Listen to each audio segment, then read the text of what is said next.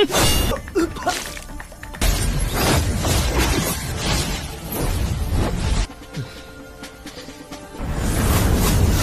彩天龙。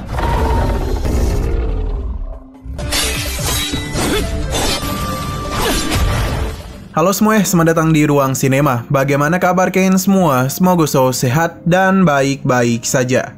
Sesuai jadwal, jadi pada hari ini kita akan kembali melanjutkan series Donghua yang berjudul Supreme God Emperor episode terbaru. Yang mana ini adalah episode yang ke-405 sampai 406. Namun sebelum kita mulai, lebih baik kita lihat lagi apa saja yang telah terjadi pada episode sebelumnya. Di minggu kemarin, Muyun telah berhasil membuat keluarga Jin dan Lin saling menuduh satu sama lain, terutama Jin Ming dan juga Lin Jingying. Untung saja sebelum pertarungan terjadi, Xin Zhen berhasil menyadarkan mereka semua kalau ini pasti adalah ulah dari Muyun. Jadi mereka ini tidaklah boleh terpancing. Ia pun meminta untuk membagi 3 tim dan masing-masing harus diisi oleh ketiga keluarga. Hanya saja ada yang tidak terima dan terbentuknya aliansi itu. Ia tidak bukan adalah Jinza. Ia sangatlah percaya diri bisa mengalahkan Muyun seorang diri saja. Jadi dia tidaklah mau membagi harta ini kepada keluarga Lin maupun kepada keluarga Xin. Alhasil dia dan begitu kejam menghabisi para murid dari keluarga Lin dan Xin.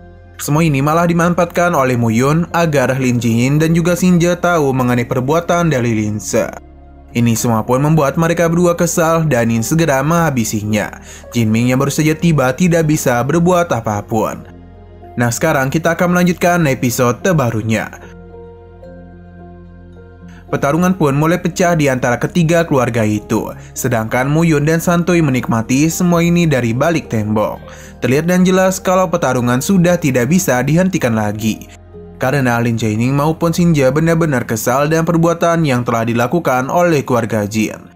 Namun bukan yang menjelaskan kesalahpahaman itu, Jin Ming malah meminta mereka untuk tidak sombong. Karena jika sampai Lin Jingying berani menyentuh Jinza, maka dia yakin kalau keluarga Jin tidak akan pernah memaafkan mereka. Jin Ming seharusnya tidaklah berkata seperti itu, karena ia tidak sadar dengan kondisinya sekarang. Apalagi Lin Jingying melampiaskan semua amarah itu kepada Jinza. Alhasil ia pun menerima luka yang cukup parah. Bukannya sadar, Jinza malah semakin menjadi-jadi. Ia memberikan peringatan kalau sampai orang-orang itu berani menghabisinya, maka sebagai murid inti dari keluarga Jin, tentu ini bukanlah hal yang bagus. Bagi Jinza, para murid yang telah dirinya habisi tidaklah mampu untuk menggantikan dirinya. Palingan semua itu bisa diganti dengan batu spiritual. Lin Jingying semakin marah dan akan menghabisinya. Dan benar saja, hanya dalam satu kali serangan saja, Jinza langsung dikirim ke alam baka. 今天是不会放过你的！废话少说！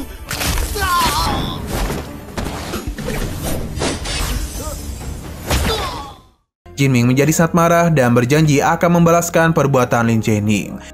Hanya saja serangan yang Jin Ming lancarkan tersebut berhasil ditahan dengan mudah oleh Xin Zhen. Tapi entah kenapa Jin Ming itu tiba-tiba saja menghilang di hadapan mereka dan menyisakan para bawahannya saja. Kedua keluarga langsung saja menghabisi para murid-murid itu.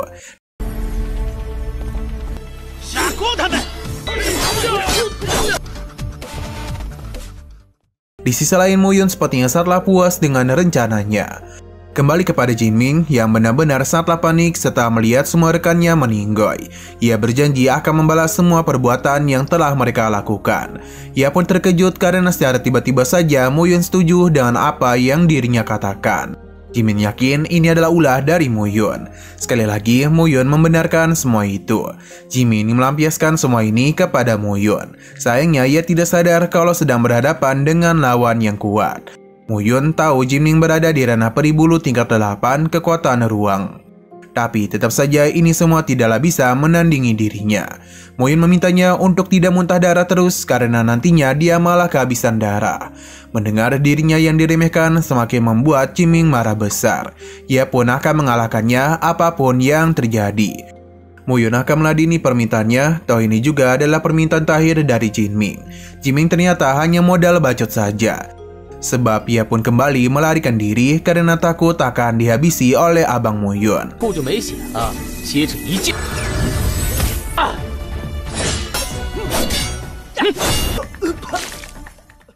Tentu saja Muyun tidak akan membiarkannya pergi. Keputusan Jiming mungkin bukanlah hal yang baik, karena di hadapannya sudah ada Xinjian yang langsung menghabisinya.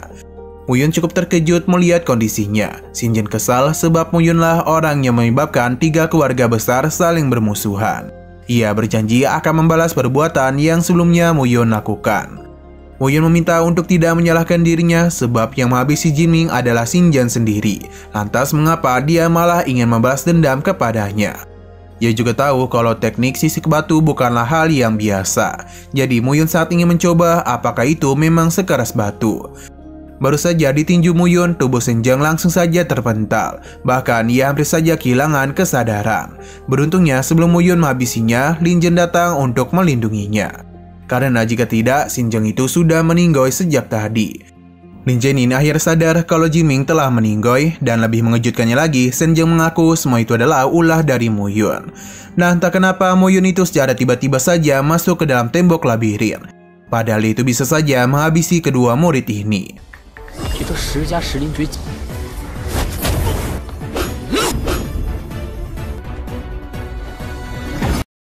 Lin Zhenying dan juga Xinjian tentu terkejut. Mereka pun bergegas pergi untuk mencari keberadaan dari Muyun. Namun semua itu tidaklah semudah yang mereka kira, karena Muyun tidak kunjung ditemukan. Xinjian yakin betul kalau Muyun pasti memiliki rencana di luar pemikiran mereka. Lin Zhenying pun mengajaknya untuk kembali ke pintu masuk agar bisa mengamati situasi. Setelah mereka semua pergi, kita kembali lagi kepada Muyun. Ternyata alasan dia tiba-tiba saja pergi karena merasakan adanya naga langit 7 warna. Sosok naga itu berada jauh di dalam inti labirin. Dan ini bukan hanya sekedar naga langit biasa, sebab dia sebenarnya adalah mata naga yang asli. 七彩天龙。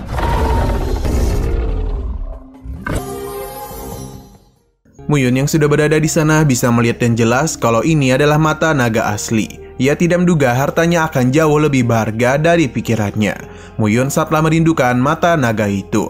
Namun ia tidak bisa bertindak secara gegabah sebab penghalang ini seharusnya memiliki kemampuan serangan yang dahsyat, serta dapat menyembunyikan bentuk tubuh seseorang. Muyun mencoba untuk mendekatinya, tapi firasatnya langsung menjadi tidak baik. Karena bagaimana mungkin mata naga itu ditempatkan dengan begitu jelas seperti ini? Maka seharusnya pasti ada sebuah jebakan. Dan benar saja ketika baru melangkahkan kakinya, formasi pembunuh 10 arah pun aktif. Secara tiba-tiba saja Muyun dibawa jatuh ke dasar tempat ini. 龙眼不仅有强大的弓箭，就如此明显的摆放此处。啊！杀，震分十方。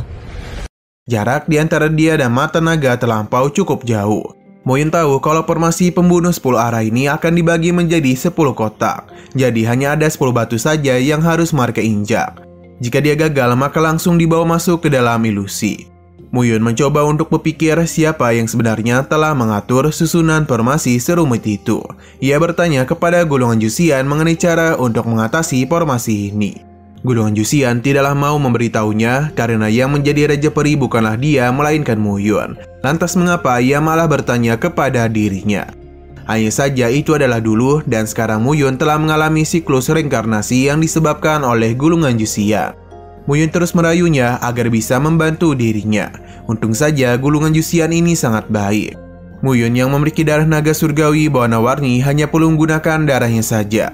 Klon darah naga akan membantu sebagian untuk Muyun. Inilah cara reaktif paling aman yang dirinya pikirkan. Sebenarnya Muyun agak ragu karena bisa saja golongan Jusian ini ingin membalas dendam kepadanya. Golongan Jusian memintanya untuk tidak berpikiran seperti itu, karena Muyun hanya mengeluarkan sedikit darah saja. Alhasil Muyun paham dan kini mulai membentuk sebuah formasi. Darah pun dirinya keluarkan untuk membentuk klon-klonnya. Ini dilakukan agar mereka bisa mencari jalan dari formasi pembunuh 10 arah. Dalam sekejap saja, Muyun akhirnya tahu kalau kotak mana saja yang aman untuk dilalui. Tapi sayang sekali masih ada beberapa kotak yang dirinya yakini aman atau tidak. Golongan Jusian meminta Muyun untuk mengandalkan keberuntungannya. Jika dia beruntung maka tentu saja akan berhasil. Dan jika tidak maka Muyun akan berakhir dalam ilusi.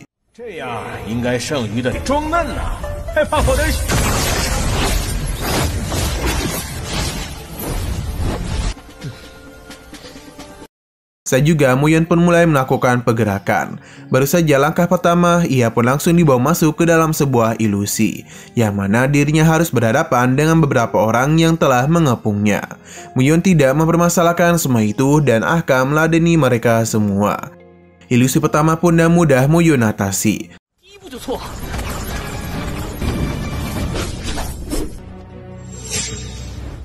Setelah itu dirinya pun memilih kotak kedua yang harus dirinya naiki.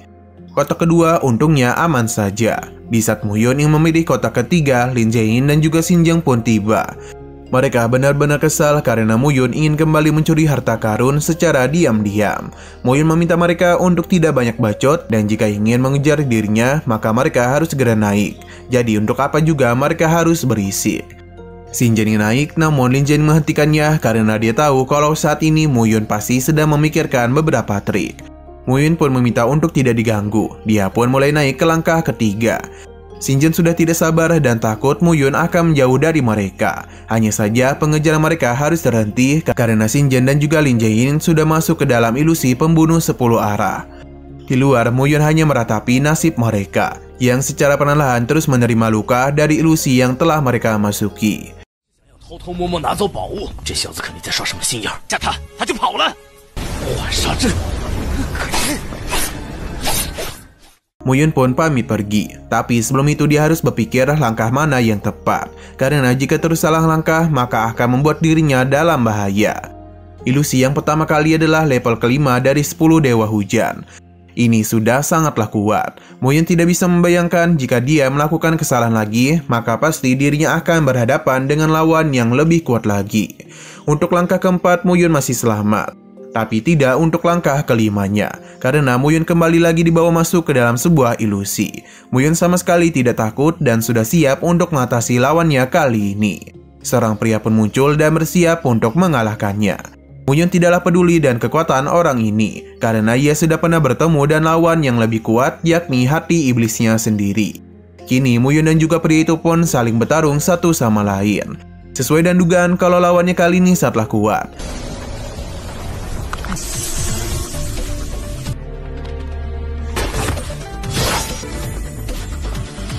你再强，强得过龟。 Tapi bukan berarti Muyun akan kalah, karena ia akan meladeninya sampai dia berhasil menang. Muyun masih berada di dalam ilusi, yang mana ia ingin melihat akan seberapa kuat pria ini dibandingkan dengan pendekar pedang jubah hitam. Dan juga Muyun pun maju untuk memulai kembali pertarungannya dengan pria itu. Dalam pertarungan ini terlihat jelas kalau Muyun begitu tidak menyukai pria itu, karena dia sudah seringkali ditindas olehnya. Jadi sekarang Muyun akan membalas semua perbuatannya. Muyun kembali melakukan pergerakan, yang mana ini pun telah berhasil menghabisi pria tersebut. Berkat semua ini jugalah Muyun berhasil terbebas dari ilusi. 老子每次被他虐。接下来就是第6。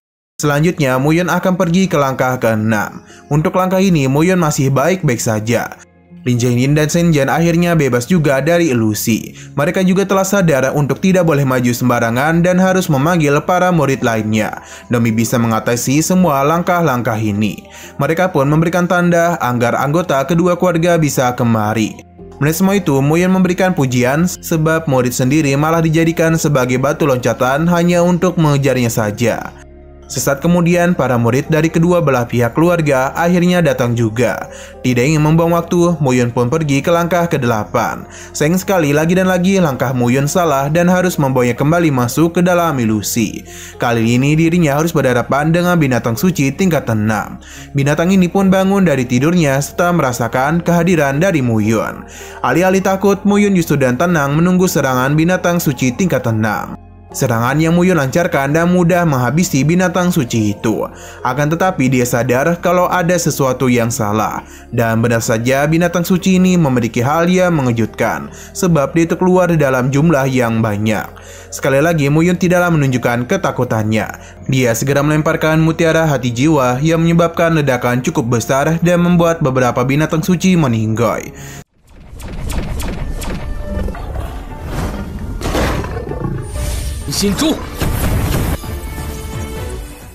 Sedangkan yang tersisa menyebar demi menghindari serangan dari Muyun. Tapi seram Muyun tidak hanya itu saja. Ia pun mengeluarkan sebuah klon untuk membagi dua arah serangan. Rencana Muyun berjalan dan cukup efektif, karena para binatang suci berhasil dirinya kalahkan.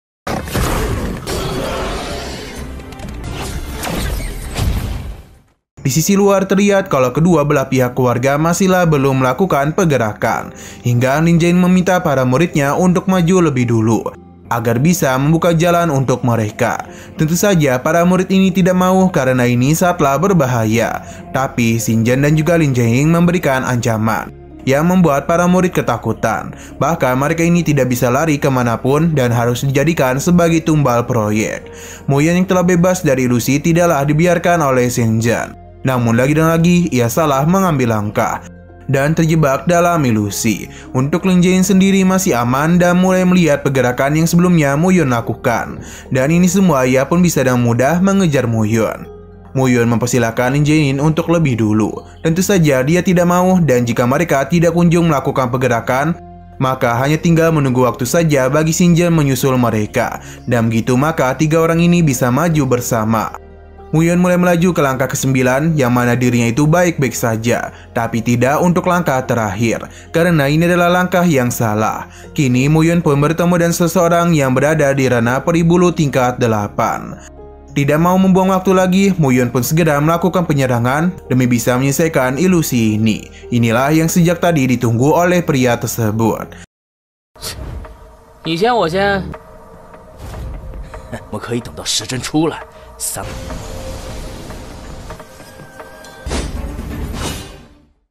Di sisi luar, Xin Jian akhirnya bebas juga dan menanyakan kondisi dari Lin Jiayin. Mereka harus segera memilih langkah yang tepat karena dan begitulah Muyun bisa dikalahkan. Hanya saja sudah setengah jam Muyun berada di ilusi, jadi hanya hitungan waktu saja untuk dia bisa lolos.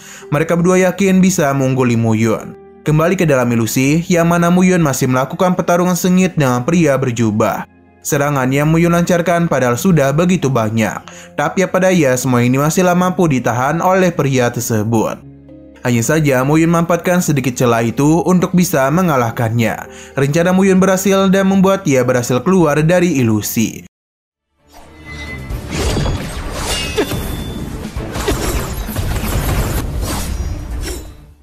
Di saat Muyun ingin melanjutkan perjalanan, Xin Jian pun mentertawakannya karena ia sudah lama menunggu Muyun. Bukannya takut, Muyun justru menganggapnya remeh karena jika hanya mengandalkannya maka itu sia-sia saja. Kesal diremehkan, Xin Jian pun marah dan kembali melakukan serangan kepada Muyun. Inilah yang ditunggu-tunggu olehnya agar bisa mengalahkan Xin Jian. Tapi nyatanya Xin Jian telah menggunakan kekuatan ruang. Walaupun ini sempat mengejutkan Muyun, tapi dirinya sudah menyiapkan serangan cadangan untuk bisa menahan pergerakannya itu. Dan begini Muyun bisa pergi lebih dulu ke tempat mata naga berada. Tidak butuh usaha yang keras bagi Muyun untuk mengambil hal itu.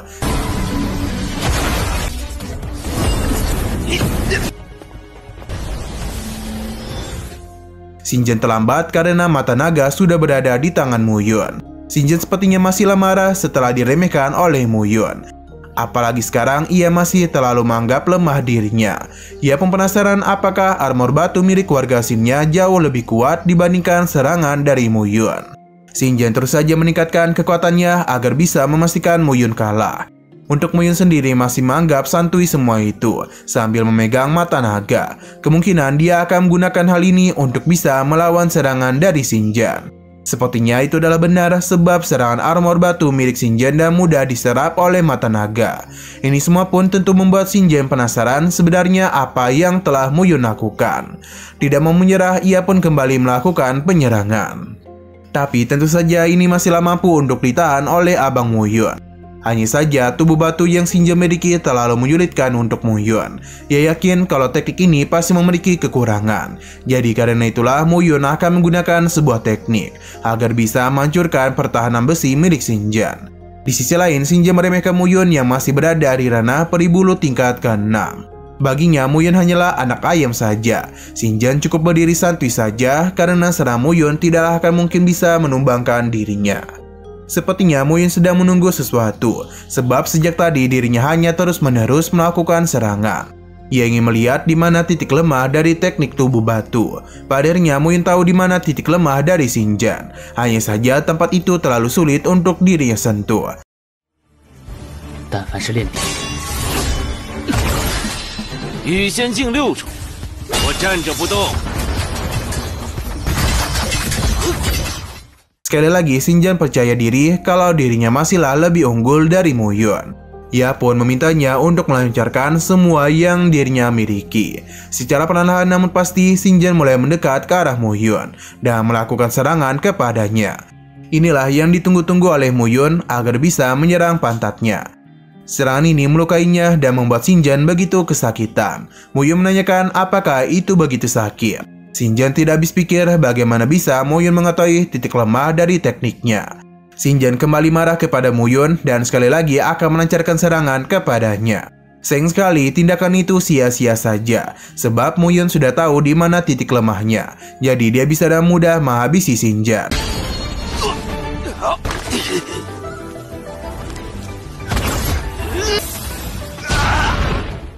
Karena mata naga sudah dirinya dapatkan, jadi Muyun memilih untuk pergi saja.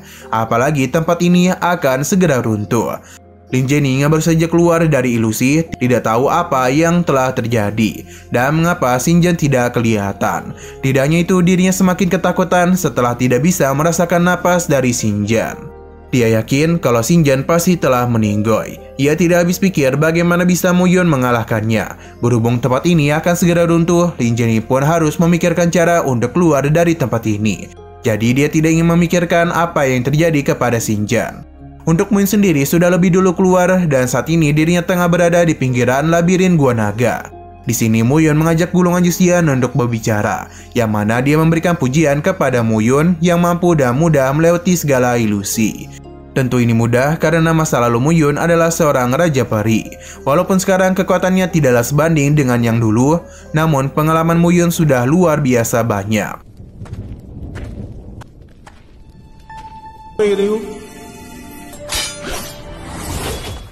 Jadi sekarang dirinya berencana untuk melampaui dirinya yang dulu.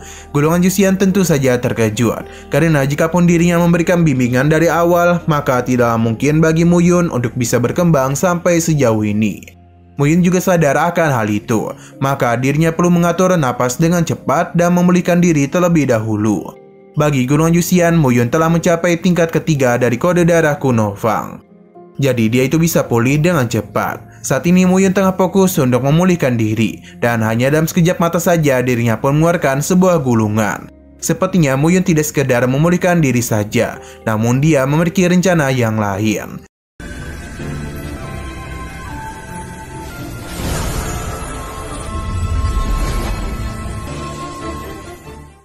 Nah, sayang sekali lagi seru-serunya episodenya ini harus bersambung dulu.